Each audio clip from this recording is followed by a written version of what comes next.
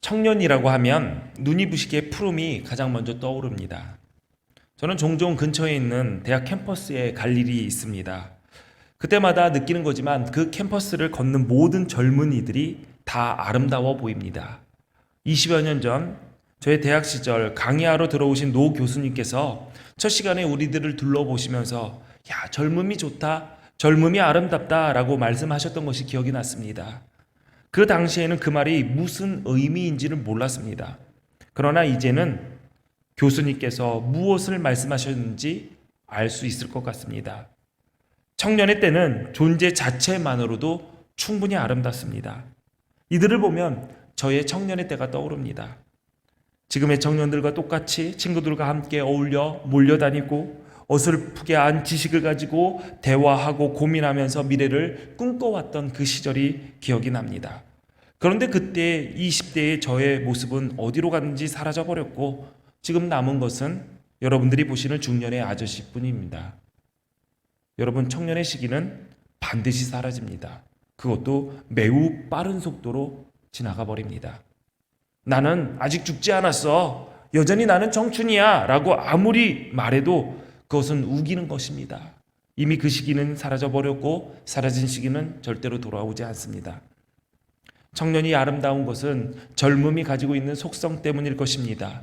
끓어오르는 피, 풋풋한 사랑, 겁없이 뛰어드는 과감함, 도전 정신 등 청년 시기에 가질 수 있는 속성과 또 이러한 경험들, 좌절과 극복, 친구와의 다툼과 화해, 짝사랑과 실현, 이러한 젊은 날의 경험이 청년이라는 시기에 한데 모여서 그 시기가 아름답고 귀해 보입니다. 그래서 청년이라는 말만 들어도 우리는 활기가 느껴지고 무언가를 기대하는 그 소망이 자연스럽게 우리 마음에 들어오게 되죠. 그러나 요즘 청년이라는 단어가 왜곡되고 있다는 느낌을 지울 수가 없습니다. 아프니까 청춘이다. 젊어서 고생은 사서도 한다. 이런 말들은 청년의 도전을 북돋는 말처럼 느껴지지만 요즘 같은 시대에는 젊으니까 회복할 시간이 있으니까 도전할 기회가 한 번 더 있으니까 불합리하고 가혹한 사회 환경을 탓하지 말고 버텨내 라는 강요로 들리기도 합니다.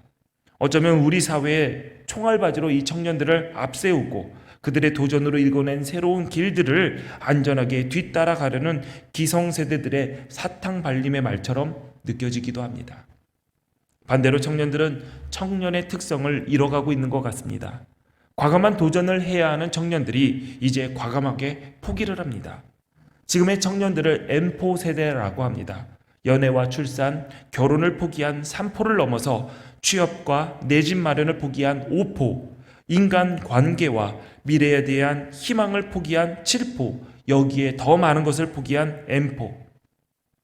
이제 청년은 과감한 도전 정신을 의미하는 말이 아닌 스스로 포기해야 할 것을 선택해야 하는 하나의 비유가 되어버렸습니다. 또 소중한 시기를 입시와 군대, 취업이라는 문제를 해결하기 위해서 다 써버리고 있습니다. 입시로 10대 후반을 통째로 날려버리고 남자의 경우에는 20대 초반을 군복무로 보내야 됩니다. 그리고 나머지 20대의 시기는 취업을 위해 준비하는 시기로 다 사용해버립니다. 인생의 봄과 같고 새벽 같은 시기를 다 투자해도 그에 합당한 열매가 보장되어 있지가 않습니다. 그렇기에 청년들은 꿈꾸기를 거부하고 도전하는 것을 피하며 기존의 틀 속에서 가장 안전한 길을 찾으려고 합니다. 어쩌면 공무원 시험에 가장 많은 청년들이 몰리는 것도 도전과 모험이 아닌 안정의 최우선 가치를 두는 이 시대의 청년 정신의 단면을 보는 것이다라고 말할 수 있을 것입니다. 이 시대에서 청년이 청년으로 사는 것은 쉬운 일이 아닙니다. 그래서 청년들은 스스로 독립된 청년이기를 포기하고 청소년기를 길게 보내려고 합니다. 이것을 연장된 청소년기라고도 얘기를 합니다. 정신적으로, 경제적으로 부모의 보호 아래서 독립하지 않고 청년의 때를 유예하는 것이죠. 청년이면 마땅히 가져야 될 책임감, 내 인생에 대한 책임을 부모에게 맡겨버립니다. 그래서인지 청년의 나이대도 높아졌습니다. 청년이라고 하면 우리는 흔히 20대를 생각하는 것이 일반이지만 이제는 청년을 20대로 보지 않습니다. 우리나라 정책상 청년은 30대도 포함되어 있고 최근에 큰 교수의 대다수는 45살까지 미혼 남녀를 청년부로 소속시키고 있습니다. 그렇다면 이 시대를 살아가는 그리스도인 청년들이 가장 고민하는 문제는 무엇일까요? 50개 교회의 대학 청년부 3,033명을 대상으로 설문조사를 한 결과 자신의 삶에서 무엇을 가장 걱정하는지의 대답이 이렇게 나왔습니다. 62.2%가 취업이었습니다. 그리고 15.9%가 이성교제 및 결혼이었죠. 그 후에 그 밑에 퍼센티지로 나온 대답은 주택 문제가 7%, 그리고 신앙에 관련된 문제가 3%, 자녀 양육에 관한 문제 걱정이 2%였습니다. 지금 청년들은 취업 문제에 가장 많은 고민을 하고 있습니다. 직업을 갖는다는 것이 먹고 살기 위해서 꼭 필요한 수단이기도 하지만 내가 하는 일을 통해서 내가 속한 이 사회에 그리고 이 역사에 기여하는 부분이 있다라는 이것을 무시할 수가 없습니다. 종교 개혁자들은 내가 하는 일이 하나님께서 나를 부르셔서 맡기신 일이다라고 가르쳤습니다. 그래서 직업은 소명이기도 합니다. 독일어로 직업을 뜻하는 베르프는 동시에 소명이라는 뜻도 가지고 있습니다. 지금 내가 하는 일을 통해 하나님께서 주관하시는 역사의 한 부분에 기여한다라는 이 소명감, 소명의식은 자존감, 자기 정체성으로도 이어집니다. 그런데 안타깝게도 더 이상 일을 통해 소명에 합당하게 살아가겠다라고 꿈을 품은 이들을 찾아보기가 어려워졌습니다. 청년은 인생의 어느 때보다 푸르러야 하는데 오히려 기성세대들보다 더 찌들어 있는 그들의 처진 어깨가 그런 세상을 만든 어른들의 부끄러운 모습을 보이고 있는 것이 아닌가 생각되어집니다. 이런 시기에 전도자가 청년들에게 주는 조언에 귀 기울일 수밖에 없죠. 전도자는 청년들에게 이렇게 말을 합니다. 청년이여, 내 어린 때를 즐거워하며 내 청년의 날들을 마음에 기뻐하여 마음에 원하는 길들과 내 눈이 보는 대로 행하라. 전도자는 청년들에게 내가 살아봐서 아는데 너희들 그렇게 살면 안 돼. 내가 경험해봐서 아는데 너희는 이렇게 살아야 돼. 이렇게 말하지 않습니다. 이렇게 말하는 사람을 꼰대라고 하죠. 지금 전도자는 오랜 삶을 살아놓고 지혜로운 많은 경험과 지혜를 가지고 청년들에게 이렇게 살아라 라고 얘기하는 건, 나처럼 살아라 라고 얘기한 게 아니라 너의 마음대로, 너의 뜻하는 대로, 너의 기뻐하는 대로, 너의 마음이 이끄는 대로 살아라 라고 얘기를 하고 있습니다. 내 눈이 가는 대로 자유롭게 선택하라. 청년들과 대화를 하다 보면 안타까운 점이 종종 발견이 됩니다. 그들이 진정으로 원하는 소원을 말하는 것이 아니라 청년의 마음에, 청년의 젊음이 묻어있는 그러한 말들을 하는 것이 아니라 이 세대의 합의된 가치관과 문화 속에서 길들여진 소리를 낸다라는 그런 안타까운 점이 발견되곤 합니다. 너희 꿈이 뭐니? 그러면 저한테 그래요. 목사님, 지금 우리에게 꿈을 물어봅니까? 그래? 그러면 너는 어떤 일을 하고 살고 싶니? 라고 물어보니까 저는 어떤 일인지 중요하지 않습니다. 저는 정규직이 되고 싶습니다. 무슨 일을 하는 것이 중요한 것이 아니라 안정된 돈벌이가 필요하다라고 청년들은 이야기합니다. 결혼의 시기도 자격을 말할 때도 나의 뜻, 나의 마음, 내 생각, 내 가치관을 이야기하는 것이 아니라 밖에서 주입된 가치관에 사로잡힌 듯 말을 합니다. 일찍 결혼 왜 안 하니? 그러면 저는 자유를 즐기다 천천히 할 거예요. 저는 30 전에는 결혼을 안 할 거예요. 왜? 결혼하면 젊은 날의 자유는 끝난 것이잖아요. 얘네들은 결혼하면 노예가 되는 걸로 착각하고 있나 봅니다. 물론 노예가 될 수 있죠. 사랑의 노예. 여러분, 결혼을 했다고 해서 여러분들이 누군가의 노예가 되거나 너는 밖에 나가서 돈이나 벌어와, 너는 집에서 살림이나 해, 이렇게 노예가 되는 것이 아님에도 불구하고 결혼은 미친 짓이다 라는 이 사회의 말에 그대로 자기의 생각, 이 사회의 소리를 자기의 말처럼 이야기를 합니다. 저는 일찍 결혼하고 싶습니다. 그래. 그런데 못합니다. 아니, 왜? 저는 모아놓은 것이 없습니다. 집도 없는 남자와 결혼할 여자는 이 세상에 없습니다. 찾아보지 않고 없다고 얘기를 합니다.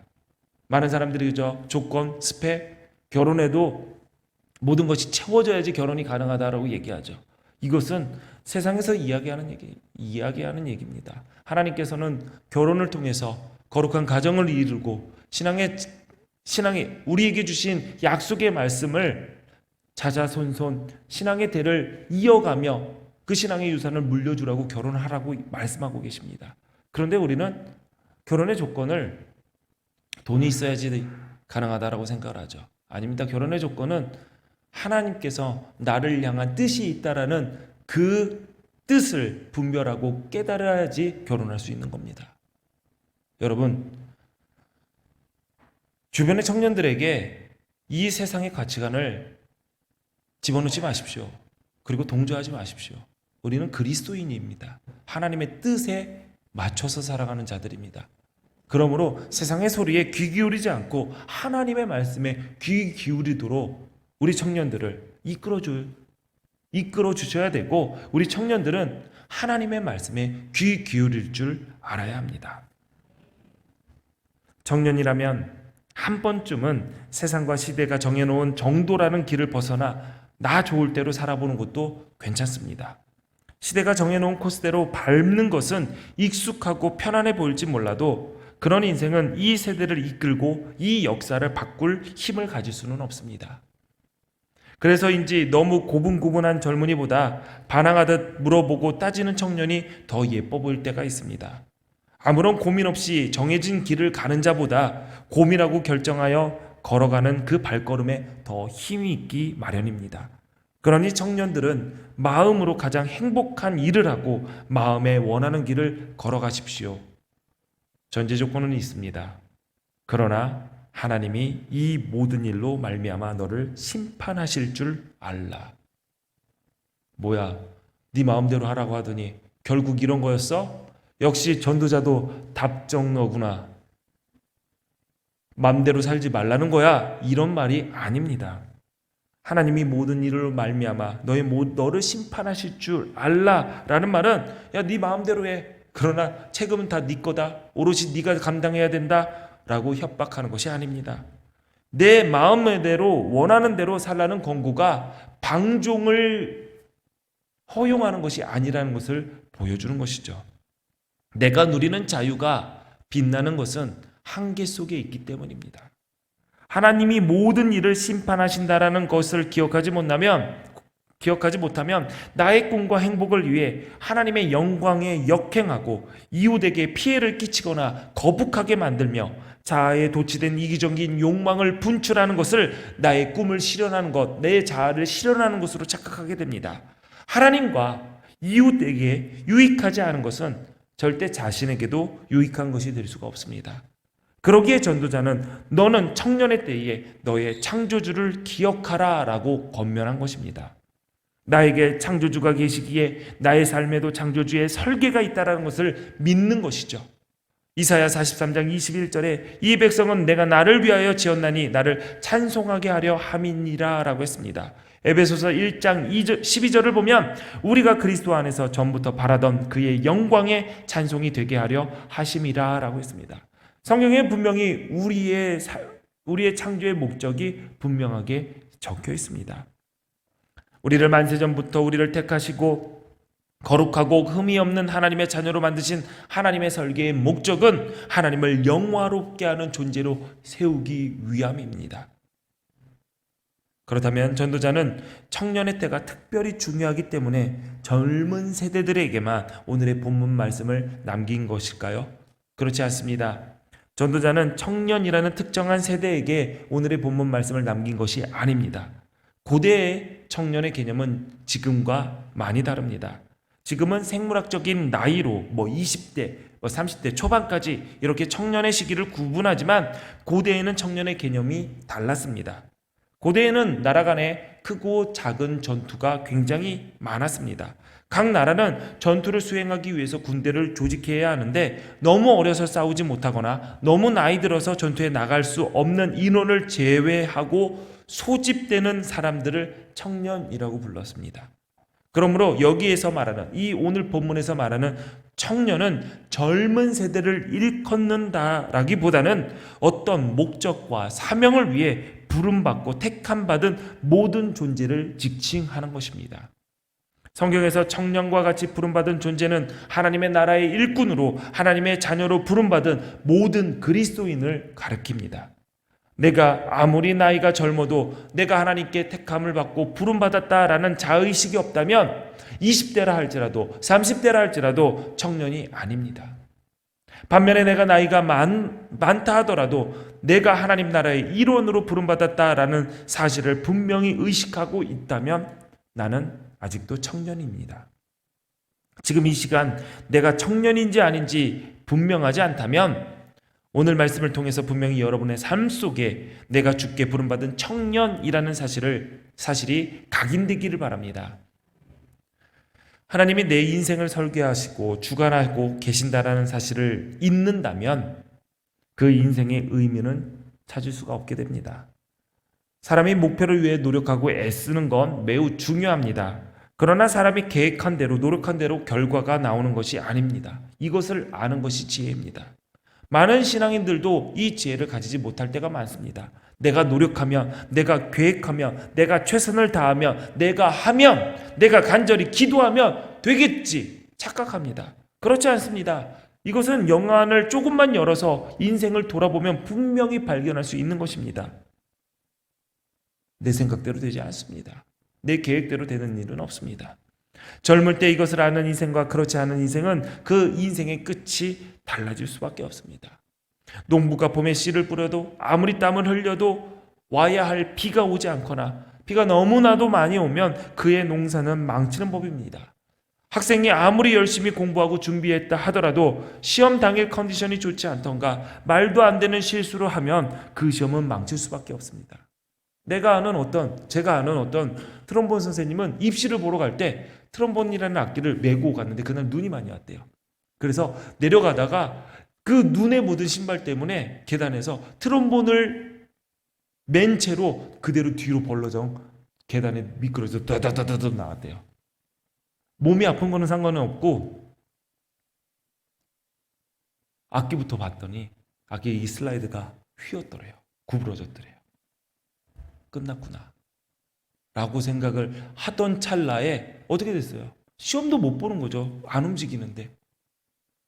그래도 이럴 수는 없지. 여기에서 주저앉을 수는 없지 해서 본인과 같은 메이커의 악기를 찾았대요. 그래서 싹싹 빌었대요. 내가 너 시험 보고 나서 이 슬라이더만 빌려주면 안 되냐? 이것만 빌려주면 안 되냐? 네. 그래서 그 학교 붙었대요. 근데 더 좋은 일이 있어요. 학교를 한 개만 보는 게 아니라 두 개를 두세 개 보잖아요. 자기를 그 빌려줬던 그 친구는 자기 학교를 두 개를 붙었는데 그 학교의 예비 1번이 됐대요. 그래서 내가 빌려줘가지고 나는 이 학교로 가서 자기는 나왔대요. 그래서 그 친구가 그 학교가 됐다라는 거예요. 서로 잘 된 거죠. 그러면서 그 얘기를 하더라고요. 그 친구가 나 안 빌려줬으면은 내가 그 학교가 됐고 걔는 재수했을 거다. 이런 거를 보면은 인생 참 모르는 일이에요. 내가 열심히 준비해도 내가 악기가 구부러졌을지 어떻게 알아요? 근데 또 누군가가 빌려줘가지고 내가 그 학교가 되고 그 학교가 됨으로써 그 친구도 더 좋게 된 거, 그건 모르는 일입니다. 그러니 이것을 아는 사람들은 나에게 주어진 일에 최선을 다하고 결과를 책임져 주시는 하나님을 붙들 수밖에 없는 것입니다. 악기 얘기하니까 여기 악기 입시 준비하는 부모님들이 아멘을 크게 하고 있네요. 저도 그 말씀을 준비하면서 저도 그 자녀를 가지고 키우는 양육하고 있는 입장에서 정말 하나님께서 도와주시지 않으면 안 되겠구나라는 생각을 늘 하고 있습니다. 제가 어렸을 때는 몰랐는데 부모가 되니까 하나님이 더 필요하구나. 이 아이가 하나님을 붙들어야 되겠구나라는 것을 더 확실하게 보게 됩니다. 그러니 여러분들의 자녀에게 여러분들이 인생을 살았다면 여러분들의 자녀에게 정말 붙들어야 될 것을 붙잡게 도와주십시오. 가르치십시오. 여러분, 이것을 아는 자들은 인생을 살면서 지금 성공했다고 교만에 빠지지 않습니다. 반대로 실패했다고 절망에 주저앉지 않습니다. 미디안의 광야에 있던 늙은 모세에게 창조주의 손길이 닿으니 그는 출애굽의 지도자가 되었고 이스라엘의 민족의 미래가 바뀌었습니다. 아이를 갖지 못해서 하나님 앞에 울며 기도할 수밖에 없었던 한나에게 창조주의 손길이 닿으니 한나가 사무엘을 낳았고 사무엘을 통해서 이스라엘 민족이 주께 돌아오게 되었습니다. 가난한 동네의 한 여인에게 창조주의 손길이 닿으니 그 여인을 통해 예수 그리스도가 이 땅에 오시게 되었고 그를 통해 온 인류가 하나님의 구원의 은혜 가운데 있게 되었습니다. 창조주의 일하심을 기억하는 자들을 통해서 하나님께서는 상상도 할 수 없는 위대한 일을 행하셨습니다. 다윗은 시편 23편 마지막에 이렇게 고백을 합니다. 내가 여호와의 집에 영원히 거하리로다. 그 이유가 있습니다. 나의 평생의 선하심과 인자하심이 반드시 나를 따르니. 내 평생의 창조주 하나님께서 내 인생을 설계하신 대로 영원토록 함께 일하실 것을 그는 기억했기 때문에 내가 여호와의 집에 영원히 거하겠다. 내가 여호와의 손에 영원히 붙들림 받겠다. 내가 여호와의 통치 밑에 영원히 거하겠다라고 고백한 것입니다. 창조주를 기억해야지 이 땅에서 살아가면서 나에게 맞는 옷을 선택할 능력을 갖게 됩니다. 많은 사람들이 나에게 맞지 않은 옷을 입고 싶어 합니다. 더 좋은 자리, 더 좋은 직책, 더 좋은 수입을 소망합니다. 그러나 여러분 기억해 보십시오. 다윗이 골리앗을 쓰러뜨리러 갔을 때 사울이 내어준 왕의 갑옷을 그는 입지 않고 목동의 옷을 입고 나가 승리했습니다. 다윗에게 왕의 갑옷은 어울리지 않는 옷, 거추장스러운 짐에 불과했습니다. 그렇다고 여러분 다윗이 평생 동안 목동의 옷을 입었던 것은 아니었습니다. 장군이 되었을 땐 장군의 옷을 입었고 왕위에 올랐을 때 왕의 옷을 입었습니다. 여러분 기억하십시오. 아무리 보기 좋은 옷이라도 남이 입는다고 해서 따라 입으면 안 됩니다. 내가 입을 옷은 따로 있고 그 옷을 입을 때가 따로 있습니다. 내가 아직 해안이 없고 능력이 안 되는데 원하는 자리에 오른 것, 그래서 그의 옷을 입고 있다라고 하는 것은 나를 포함해서 그 주변의 모든 사람들을 힘들게 만드는 것입니다. 그러므로 지금 나에게 주어진 자리와 시간을 기뻐하며 즐거워할 줄 아는 것은 이 시기를 허락하시고 이에 합당한 옷을 우리에게 허락하신 창조주를 기억하는 것이자 지혜로운 삶의 자세라는 것을 잊지 마시기 바랍니다. 또 창조주를 기억하면 나의 열정을 어디에 쏟아 부어야 할지 분명하게 알게 됩니다. 여러분 피가 끓는다라는 말과 가슴이 뜨겁다라는 말은 절대로 같은 뜻이 아닙니다. 뜨거운 피가 흘러 머리를 뜨겁게 하면 사람들은 흥분합니다. 그리고 판단을 그르치게 하죠. 그러나 심령은 뜨거워질수록 머리를 냉철하게 만들기 때문에 이성적인 판단을 내릴 수 있게 됩니다. 2차 세계대전의 독일의 젊은이들이 히틀러의 그러한 말에 피가 끓었습니다. 그래서 냉철하게 판단하지 못하고 그는 온 세계를 전쟁의 구렁텅이에 빠뜨리게 하는 한 사람의 광기에 도구로 쓰임받았습니다. 그 수많은 사람들이 그 일에 목숨을 버렸죠. 피가 뜨거워지면 무엇이 옳고 그른지 분별하지 못합니다. 그러나 심령이 뜨거워지면 머리는 더욱더 차가워집니다. 냉철해집니다. 그러므로 나의 심령에 불을 지펴야 되지 피를 뜨겁게 하는 일이나 사람을 쫓아서는 안 됩니다. 성령은 우리의 심령을 뜨겁게 하시는 분이시지 우리의 피를 끓게 하시는 분은 아닙니다. 바울이 오직 예수 복음을 들고 그토록 핍박의 길을 끝까지 달려갈 수 있었던 것은 그에게 청춘의 피가 끓었기 때문이 아닙니다. 뜨거운 심령을 통한 냉철하고 이성적인 분별이 있었기 때문이죠. 만약에 바울이 피 끓는 감정으로 사로잡혀서 복음 들고 뛰어나갔다면 그 긴 시간 동안 초지일관 가시밭길을 걸을 수 없었을 것입니다.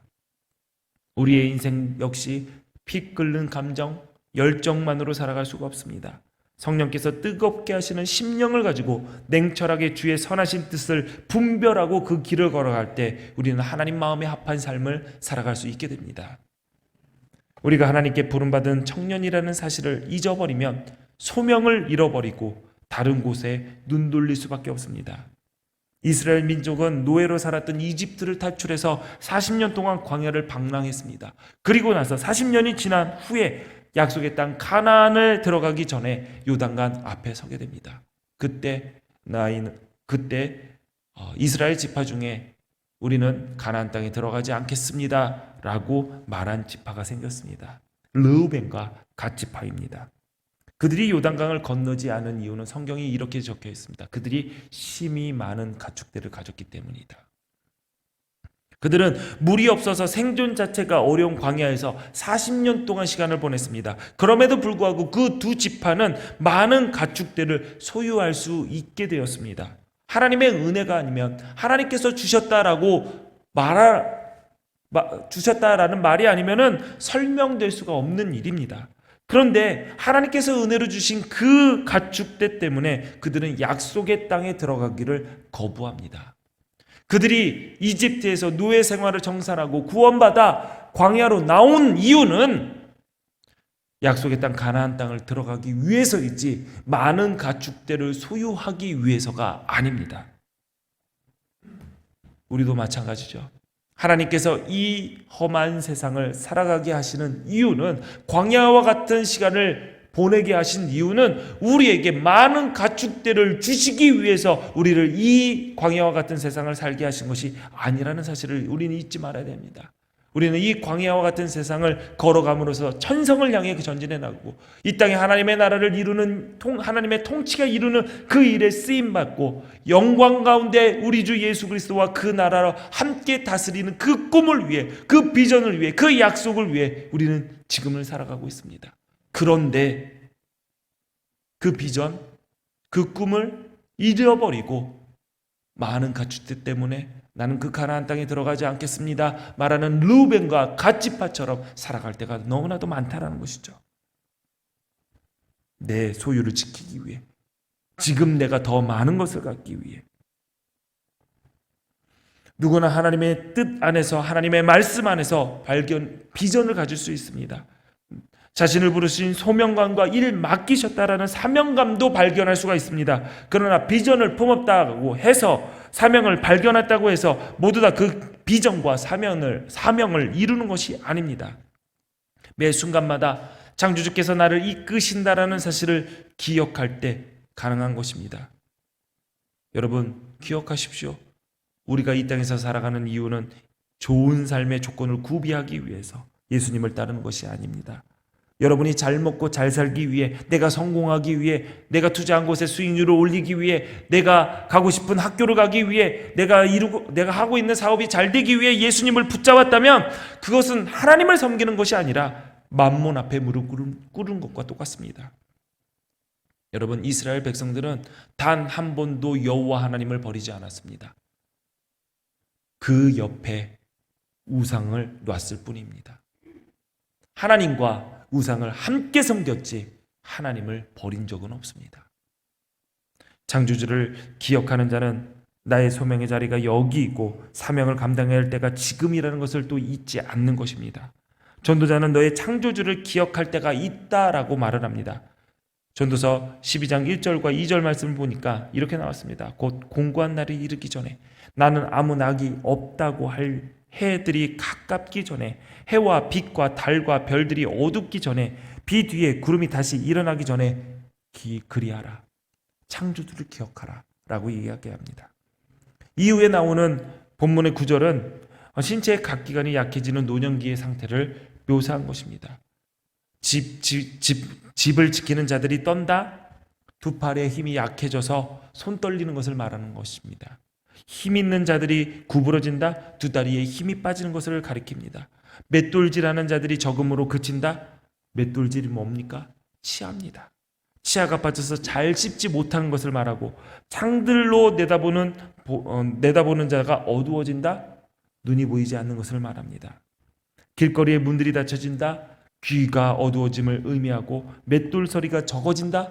왜 맷돌 소리라고 했는지 모르겠는데 말수가 적어지고 말할 사람이 없어지는 것을 의미합니다. 새의 소리로 말미암아 일어난다. 잠을 잘 못 이루고 작은 소리에 깬다라는 것이죠. 음악하는 여자들이 쇠한다라는 것은 노래 부를 힘도 없고 웬만한 것은 즐겁지도 않다라는 것을 의미하죠. 높은 곳을 두려워하며 길에서 놀란다. 길이 여기세하여 높은 곳에 올라가지도 못하고 먼 거리를 여행할 엄두가 내지를 못한다는 거죠. 길에 나가는 것 자체가 어려운 일이 되어 보죠. 살구나무에 꽃이 핀다. 여러분, 살구나무 꽃이 무슨 색깔이에요? 흰색이에요. 살구나무에 꽃이 핀다라면 머리가 반백이 된다는 것을 의미합니다. 메뚜기도 짐이 된다. 성경을 보면 메뚜기는 가장 가볍고 하찮은 곤충으로 존재로 묘사가 됩니다. 그래서 가네스 바다에서 이스라엘 백성들이 가나안 사람들과 자기를 비유하면서 우리는 메뚜기다라는 말이 가장 하찮은 존재로, 가벼운 존재로 묘사한 것이죠. 이 메뚜기가 짐이 된다라는 것은 이렇게 가벼운 것도 들기도 힘들 만큼 쇠해진다라는 것이죠. 여러분, 나이 드신 분들은 성경책 갖고 오는 것도 쉽지 않아요. 교회에서. 그래서 교회에 오는 가방을 보면은 진짜 성경책 딱 하나에 오늘 받은 주보에 뭐 있죠? 헌금에 핸드폰 요거 하나 딱 가방에 넣고 오세요. 그러면서도 무겁대요. 힘들대요. 이해해 주셔야 됩니다. 메뚜기도 짐이 되는데. 근데 머리도 새까맣고 아직도 손도 안 떨고 다리에 힘이 있는 사람들이 성경을 안 들고 와요. 아무리 봐도 젊은데. 이해해 주셔야 됩니다. 지금 메뚜기가 짐이 될 만큼 노쇠해진 상태이기 때문에. 그러면 여러분, 성경 들고 오기가 귀찮다라고 하면은 내가 늙었구나 라고 생각하시면 됩니다. 이따 3부 예배 때 한번 청년들 한번 보려고요. 메뚜기도 짐이 되는 애들이 있는가 없는가. 정욕이 그쳤다라는 것은 인간의 기본적인 욕구가 다 사라지는 것을 의미합니다. 먹고 싶은 것도 없다고 그러죠. 나이 드신 분들. 그리고 이성을 봐도 심장이 뛰지도 않습니다. 무언가를 성취하고자 하는 욕구도 다 사라져버리고 무기력해집니다. 이러한 시기가 오기 전에 창조주를 기억하라 라고 전도자는 말합니다. 여러분, 본능적으로 인생은 안전한 길, 익숙한 길을 찾게 됩니다. 그러나 청년이 청년다움을 잃어갈 때 바로 안전함을 선택할 때라고 생각이 됩니다. 우리가 나이에 상관없이 하나님께서 우리를 부르셨다는 것을 믿고 받아들이는 청년이라면 우리는 익숙한 길, 안전한 길을 택하는 것이 아니라 낯선 길을 걸어가더라도 줄을 붙잡는 일을 선택해야 됩니다. 윷놀이를 하면은 대부분 할아버지들은 말 한 개라도 나오는 방법을 택합니다. 연륜과 경험의 선택이라고 하지만 꼴찌만 안 할 뿐이지 대부분 게임을 가져가지 못합니다. 근데 젊은 손자들은 정말 어이없는 말의 수를 놓습니다. 첫 줄에 개나 걸, 던지면 나오는 개나 걸 거기에 3개, 4개를 없습니다. 아무리 바보 같다고 얘기를 해도 자기는 이렇게 할 거래요. 그러면서 가장 개 나오면은 그 다음에 걸 나오고 윷 나와서 나와버립니다. 그렇게 할아버지들을 이깁니다. 사람들은 낯선 길을 두려워하고 불편해하기 때문에 본능적으로 익숙하고 편한 길을 걸어가려고 합니다. 우리의 인생도 시간이 지나면은 안정된 것을 찾으려고 합니다. 근데 생각해 보십시오. 오늘 여러분 처음 사는 날입니다. 내일도 여러분 걸어간 길을 걸어가는 것이 아니라 처음 사는 날을 살아가게 됩니다. 어차피 인생은 모두 다 낯선 길을 걸을 수밖에 없습니다.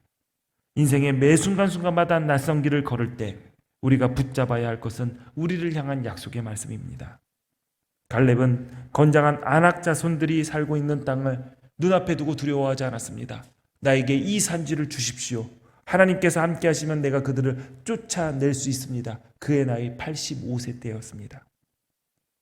창조주를 기억하는 자는 도전하는 자입니다. 약속을 붙들고 도전하는 자죠. 거짓된 세상에 도전하고 그릇된 질서에 균열을 내는 사람입니다. 잘못된 것에 대해서는 아니다라고 분명히 이야기하고 하나님의 뜻에 대해서는 예라고 말하는 사람입니다. 우리가 도전할 수 있는 것 젊고 힘이 있어서가 아닙니다. 하나님의 약속을 붙들기 때문입니다. 갈렙이 저 산지를 나에게 주소서라고 얘기했던 것은 너의 발로 밟은 땅이 영원히 너와 내 자손의 유산이 될 것이다 라는 하나님의 약속을 붙들었기 때문에 저 아낙 자손들 내가 쫓아내겠다 라고 얘기한 것입니다. 여러분, 사람의 꿈은 허황될 수 있습니다. 그러나 하나님의 약속은 허황되지 않습니다. 하나님의 약속은 반드시 이루어집니다. 비록 더딜 수는 있지만 취소되지는 않습니다. 더디고 빠른 것, 그거는 우리의 기준이고 우리의 생각일 뿐입니다. 가장 좋은 때를 아시는 분은 우리 하나님이십니다. 그러니 하나님의 약속을 붙들고 청년의 정신을 가지고 낯선 길 가기를 두려워하지 마십시오. 도전하십시오. 우리가 새로운 역사의 장을 여는 사람으로 쓰임받게 될 것입니다. 바로 그 길을 걷는 우리의 삶을 하나님께서 아름답게 지어주실 것입니다. 그러니 하나님의 자녀로, 주의 백성으로, 그리스도의 군사로 부름받은 청년들이여, 창조주 하나님을 기억하십시오. 우리의 인생을 설계하시고 지으신 그분께서 오늘도 주를 바라보는 우리의 인생을 통해 선하신 뜻을 이루고 계십니다. 우리와 함께 일하고 계십니다. 기도하겠습니다.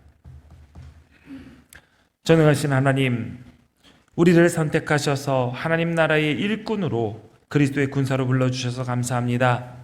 우리를 하나님의 일을 감당할 청년으로 세우셨으니 소명을 받은 자임을 잊지 않고 공고한 날이 오기 전에, 마음은 있으나 몸이 움직이지 않는 날이 오기 전에 주님의 약속을 붙들고 전진해 나가게 하여 주옵소서.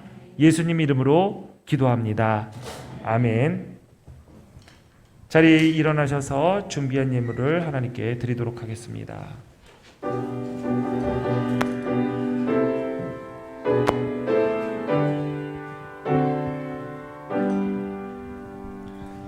모든 것이 주께로부터 왔으니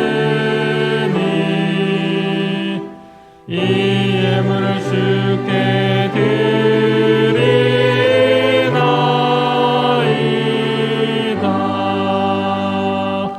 아멘.